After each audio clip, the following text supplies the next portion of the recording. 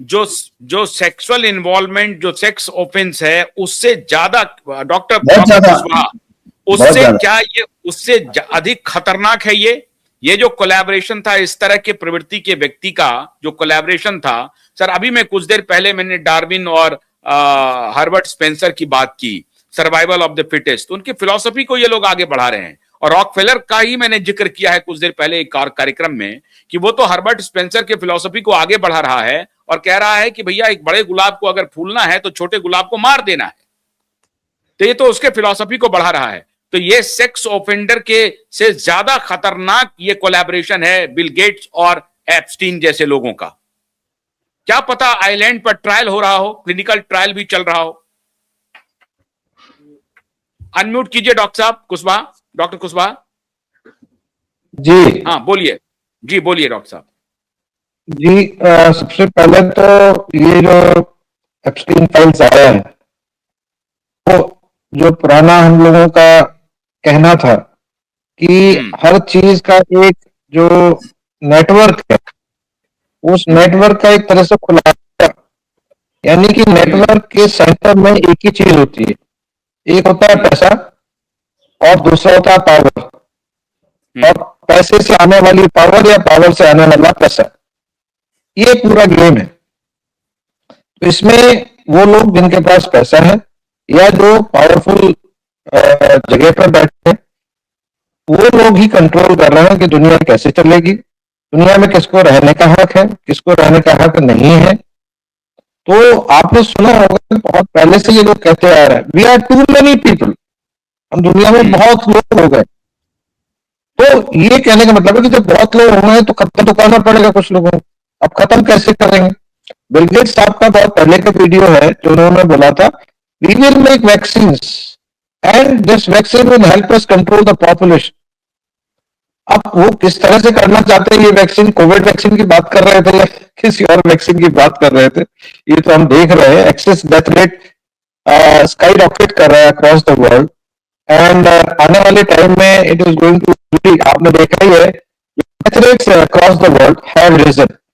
आप अगर एक ग्लोबल प्रोजेक्शंस देखेंगे जो कि यूनाइटेड नेशंस के हैं, उसके हिसाब से 2020 टच करने के बाद lowest point of death rate, global death rates 2020 में हुए थे, उसके बाद से it has to climb up. Now how does it climb up? ये प्रोडिक्शंस पैंडेमिक से पहले के हैं, तो ये इतना पहले मॉडलिंग कैसे कर रखा था? बिकॉज दे न्यू इसके बाद हम ये पैंडेमिक लाएंगे, पैंडेमिक के बाद वैक्सीन लाएंगे, जिसके कारण डेथ रेट्स बढ़ते रहेंगे। तो ये अभी कैंसर्स का एपिडेमिक आएगा, थ्रोम्बोएम्बोलिज्म का एपिडेमिक आएगा, इम्यून सप्रेशन का एपिडेमिक आएगा, और इस तरह से मौतें बढ़ती रहेंगी, यानी कि डेथ रेट्स इंक्रीज करते रहेंगे और वर्ल्ड पॉपुलेशन धीरे धीरे धीरे धीरे कम करते रहेंगे। ये उनका प्लान है। तो ये कोई नई चीज नहीं है। आपने देखा होगा कोविड पैंडेमिक से पहले the test for pandemic was patented well before the pandemic. How can this happen? If the virus has appeared in November or December 2019, how can the patent for that virus be done much before? That is one, जो कि already documented है। ये जो है, और वो भी कोविड-19 के नाम से, ये भी नहीं कि कुछ और नाम हो उसका, कोविड-19 के नाम से उसका पेटेंट कई साल पहले, मेरे ख्याल से 14 या 15 या 16 के आसपास हो चुका था। तो ये कोविड जो वायरस आउटब्रेक हुआ है उसका पेटेंट हो चुका है जी। और पहली बात तो ये है कि किसी ऑर्गेनिज्म का पेटेंट कैसे हो सकता है? जो नेचुरली अकरिंग चीज है उसका पेटेंट कैसे कर सकते हो? ये चीज अमेरिका में शुरू हुई है, वायरसेस का पेटेंट करवाना। और आपको याद होगा, मैंने बहुत पहले एक बात करी थी स्मॉल पॉक्स के बारे में। स्मॉल पॉक्स जो खत्म किया गया है या खत्म हुआ है, जो सो कॉल्ड, वो शायद एक गेम रहा होगा जिससे कि आप उस चीज में बिलीव करने लग जाए, और अल्टीमेटली स्मॉल पॉक्स वायरसेस को खत्म नहीं किया गया, उनको 2 लेबोरेटरीज में रखा गया, और वो लेबोरेटरी से वो एक्सपेरिमेंट उसके ऊपर कर रहे हैं। जब रेडिकेट हो गई डिजीज तो आप उसको प्रिजर्व क्यों कर रहे हैं उस वायरसेस को? ये कहने वाली तो वायरोलॉजी जो रिसर्च है वही अपने आप में बहुत बड़ा क्वेश्चन है, why it is still being kind of virological research है, जिसको इसके नाम पे किया जाता है कि हम प्रोटेक्ट करेंगे लोगों को, वैक्सीन बनाएंगे, पहले से बनाएंगे। अभी ये वैक्सीन के अलावा आप जीन एडिटिंग आ गया, जीन एडिटिंग करके आप कहीं भी कोई भी एंटीजन या कोई भी जीन है उठा करके कहीं भी डाल दीजिए। आपको याद होगा HIV का ये जो अपना जो COVID-19 का जो सार्स कोविड था, उसमें जो जीन्स थे, कुछ जीन्स थे वो HIV के भी इंसर्ट्स थे, SV40 जो ऑन्कोजीन थे उसके इंसर्ट्स थे। तो अब आप बताइए कि इसके ऊपर आपने दिल्ली में एक पेपर पब्लिश किया था IIT दिल्ली वालों ने, उसको बाद में रिट्रैक्ट करना पड़ा क्योंकि उसने ये चीजें ढूंढी थी कि इसके अंदर जीनोम के अंदर कुछ HIV के कंपोनेंट्स हैं और उसे बाद में प्रेशर के अंदर में उसे रिट्रैक्ट करा दिया गया। और ऐसी ही स्टडीज जब BHU ने थोड़ी सी एडवर्स इफेक्ट्स के ऊपर की तो उसके ऊपर कितना दबाव आया था ये आपने देखा है। तो कहने का मतलब ये academia, researchers, world bodies, WHO, publishers, articles, the vaccine manufacturers, the Bill Gates type people, governments, they were all part of one nexus, one bag of causation हम बोलते हैं, multifactorial causation बोलते हैं ना जैसे किसी बीमारी को। तो ये बीमारी जो है इसमें एक बीमारी है, that is greed, greed for money and greed for power बीमारी है। इसके जो पूरा नेक्सस है ये बना हुआ है अक्रॉस द वर्ल्ड। और ये गवर्नमेंट्स को कैसे कंट्रोल करते हैं, WEF में ले जाके और ऐसी जगह पे एप्स्टीन आइलैंड ले जाकर के उनके जो है आप बना लीजिए, कुछ उनको ऑफर कर दीजिए और बस उनका बना के रख लीजिए, अब वो आपके कहे पे चल रहे हैं। जो एक पुराना था ना साम दाम दंड भेद, तो ये भेद जो टेक्निक थी वो एप्स्टीन वालों ने भेद जो टेक्निक थी वो पेटेंट की एक तरह से, और सारे लोगों को कंट्रोल करते थे वहां से। अब वो जब एप्स्टीन वाला खुलासा हो गया तो एप्स्टीन को जेल में मार दिया गया। आई थिंक 19 की बात है, 2019 में। तो ये जो गेम है पूरा का पूरा इट्स ऑल सेंटर्ड ऑन वो जो पुराने हम जमाने में कहा करते थे कि wine, women and wealth, the 3 W's, ये तीनों का ही पूरा का पूरा ये पूरा गेम जो है इस पे चलता है। तो ये कोई ऐसी आपने देखा होगा टेड टॉक्स में बिल गेट्स ने बहुत पहले बोल दिया था कि पैंडेमिक आएगा, आने वाला है। बाराक ओबामा तक ने बोला था अपने स्पीचेस में कि आगे हम कोरोना वायरस या किसी वायरस पैंडेमिक को फेस कर सकते। तो ये प्री कंडीशनल होती, जब हम पहले से लोगों को तैयार कर देते हैं तो लोगों को अचंभा नहीं होता कि ऐसा होगा, जब वो हो जाता है तो उसको एक्सेप्ट करते हैं।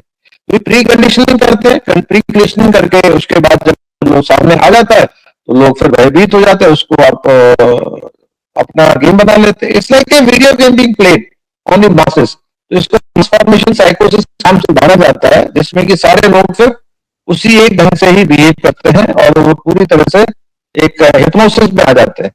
और यही गेम अब शायद ये दोबारा से खेलने के मूड में है क्योंकि उन्होंने देख लिया, पर शायद अब ताकत है जो कि लोगों को अवेयरनेस इतनी ज्यादा हो गई और इनके जो सारे खुलासे हो रहे हैं, तो ये पैंडेमिक ट्रीटी भी नहीं तो बहुत पहले साइन हो जाती है। अगर लोगों में अवेयरनेस नहीं आई होती, हमारे जैसे डिसिडेंट्स नहीं बोले होते, तो पैंडेमिक ट्रीटी तो बहुत पहले थ्रू हो गई थी। Now people have seen through them, यानी कि अब उनका गेम अनकवर हो चुका है काफी हद तक। जब ये अनकवर हो चुका है तो अब लोग उनसे डिस्टेंस बना रहे हैं धीरे धीरे, और उनका जो है धीरे धीरे खुलासा हो रहा है। और शायद अब इनका कह लीजिए कि जो सो कॉल्ड इनका प्लान था वो धीरे धीरे शायद फेल होगा। और इसी कारण से यूएस में आपने देखा WHO से एग्जिट कर दिया, उनका सेक्रेटरी है वो कैनेडी को बना दिया। Kennedy research on autism vaccine का पूरा वैक्सीन रिवीजन किया है शेड्यूल को। तो ये सारे एक बहुत अच्छे होपफुल साइंस है, and let us hope the world moves to a more scientific, more secure and more healthier direction. Doctor Banerjee, last word है कि ये गेन ऑफ फंक्शन रिसर्च चलता है, अंडरग्राउंड चलता है। अभी निपा वायरस के ऊपर जो हल्ला हो रहा है इंडिया में, अभी देखेंगे जितने भी चैनल है, international channel, Nipah virus India, India outbreak Nipah virus next में।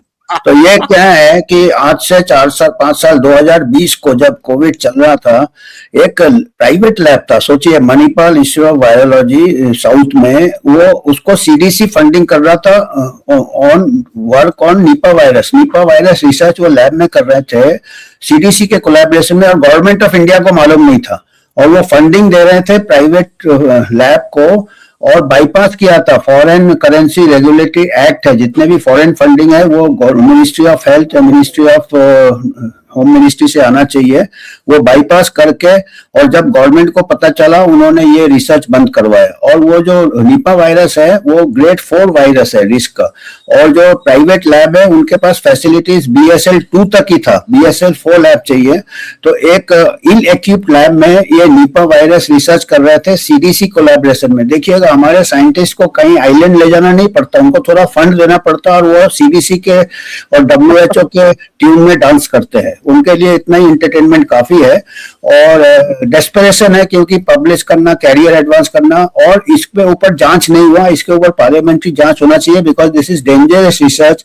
अगर वुहान से, मैंने कहा भी था, जो एंकर थे जो इंटरनेशनल, मैंने कहा था कि अगला जो जूनोसिस पैंडेमिक आएगा वो जंगल से नहीं आएगा, वो कोई लैब से आएगा, क्योंकि ये लैब में हरकत कर रहे हैं, गेन ऑफ फंक्शन रिसर्च कर रहे हैं। और अगर ट्रीटी लाना है, इंटरनेशनल ट्रीटी लाना है, तो gain of function research ban करना चाहिए, क्योंकि ये वायरस जो है ना, जैसे निपा वायरस है, बहुत लीथल है, ठीक है, पर अगर इसको कम लीथल बना दिया और इसको एक हवा बना दिया, क्योंकि ऑलरेडी एक सेंसेशन बनाया जा रहा है कि हाईली लीथल वायरस से पेंडेमिक नहीं होता, क्योंकि वो पेशेंट बीमार हो जाता है और वो आइसोलेट हो जाता है। 190 को टेस्ट किया, सब नेगेटिव निकले।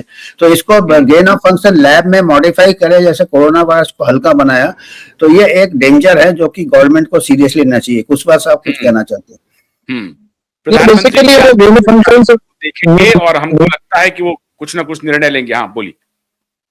निपा वायरस जो है ना, उसका सबसे बड़ा खूबी ये है कि अभी वो इजीली ट्रांसमिसिबल नहीं है फ्रॉम मैन टू मैन और ह्यूमन टू ह्यूमन। बस वो गेन ऑफ फंक्शन से ये इंश्योर करेंगे कि किसी तरह से ये ड्रॉपलेट इन्फेक्शन बन जाए और आसानी से ट्रांसमिट हो जाए। वो एक इनका गेन ऑफ फंक्शन कर सकते हैं, और उसके बाद तो गेन बन जाएगा आसानी से। लेकिन मैं अपने दर्शकों से ये अनुरोध करता हूं कि मीडिया में अगर इस तरह की कोई खबर आए कि ये एपिडेमिक शुरू हो गया है, ये बहुत तेजी से फैल रहा है, तो उस पर सतर्क हो जाइए।